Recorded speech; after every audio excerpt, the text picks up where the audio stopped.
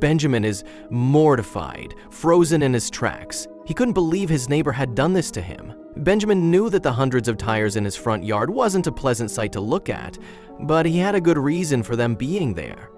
He stands soaked in embarrassment and his head begins to spin. He vowed to make his neighbor pay, to feel the same level of embarrassment and shame that he felt right now. But little did Benjamin know that 2 years from now, he would be able to get his revenge, and his neighbor wasn't prepared for it, not one bit.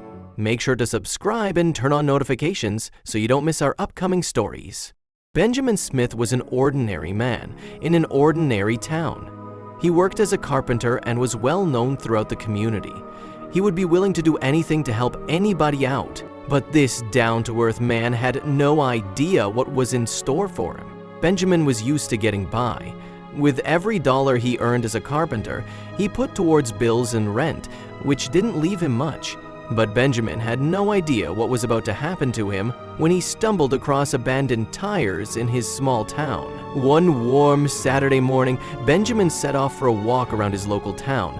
But through each street he passed, he couldn't help but notice abandoned tires scattered around. He didn't know it at the time, but these abandoned tires were about to change his life forever. Straight away, Benjamin picked up the tire, and with all his effort, he rolled it back to his home. Passers-by in the street looked at Benjamin with confusion. What was he doing? Benjamin dismissed their stares and fingers pointing at him, and instead focused on getting the tire home. These people staring? Benjamin thought to himself, they have no idea what's coming to them. For the following few days, Benjamin set off to retrieve another tire and bring it back to his yard. And again, townspeople were stumped at what he was doing. Why would somebody want a dirty old tire, they said, stood gossiping about Benjamin. As the weeks passed, Benjamin's yard was getting fuller and fuller with tires. It was already a small yard, so now it looked tiny, crammed with black tires. Benjamin didn't mind the mess. It would all be worth it in the end, right? Little did Benjamin know that someone wasn't too happy about his yard. Benjamin's neighbor Anthony wasn't happy with the tires in Benjamin's yard. He often laughed and pointed at Benjamin whenever he saw him. You obviously don't have a big enough house. Benjamin felt embarrassment and shame wash over him as he felt his neighbor's nasty words cling to his body. But this neighbor would soon regret laughing at him. For as long as he could remember, Benjamin very rarely had material possessions. Growing up, his family wasn't well off, and later on, in his adult life, it seemed like he couldn't catch a break. So when his neighbors started belittling him because of the tires in his yard, it only motivated Benjamin further to prove him wrong, to prove everyone wrong.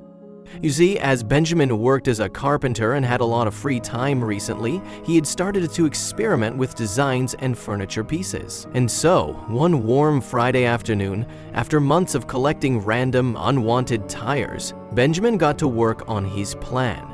Nobody was expecting this. Benjamin had spent the weekend breaking a sweat and working away at his new design, using the unwanted tries. It was finally completed, and the end result would leave everybody lost for words. Benjamin had transformed the old unwanted tires into tables, stools, and armchairs. Their finished look was truly beautiful, and as expected, they took off. Within a year of releasing and selling his new items, he made 4 times as much as what he used to make. It was incredible. But despite his success, Benjamin had no idea someone was about to come and rain on his parade. Benjamin didn't know it at the time, but somebody was watching Benjamin revel in his success and achievements. They had been watching his every move, envious of what he had accomplished, and they weren't too happy about it. The next 2 years flew by, and Benjamin and his creations had gone from strength to strength. He had gone national, with numerous towns 100 miles away wanting a piece of Benjamin's furniture. But when Benjamin kicked back and relaxed one Friday evening after a long week of work, he heard a knock at his door.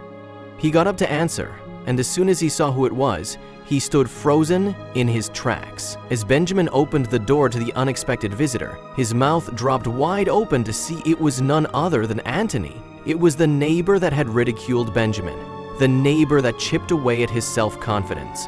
What did he want? When Benjamin found out the truth, he was lost for words. I need a job. The man he had ridiculed 2 years ago. I want it on your business, he said. Hearing this, Benjamin felt joy from within. You really expect me to do that? Please, Anthony replied. begging at Benjamin, and for some strange reason, a smile crept up Benjamin's face. Benjamin didn't know what to do. On one hand, he wanted to shut the door on his face and head back into the living room, and then on the other hand, he wanted to give his neighbor the benefit of the doubt. He was begging, so clearly he was desperate. What Benjamin did next left the neighbor just as humiliated as he made him 2 years ago. The best kind of revenge. He simply responded with a quiet no and shut the door on his face. After that, he went back to his living room and enjoyed watching the football on his brand new plasma screen TV. Benjamin forgave, but he didn't forget. He sipped on his ice-cold beer, and he knew that revenge sure did taste sweet.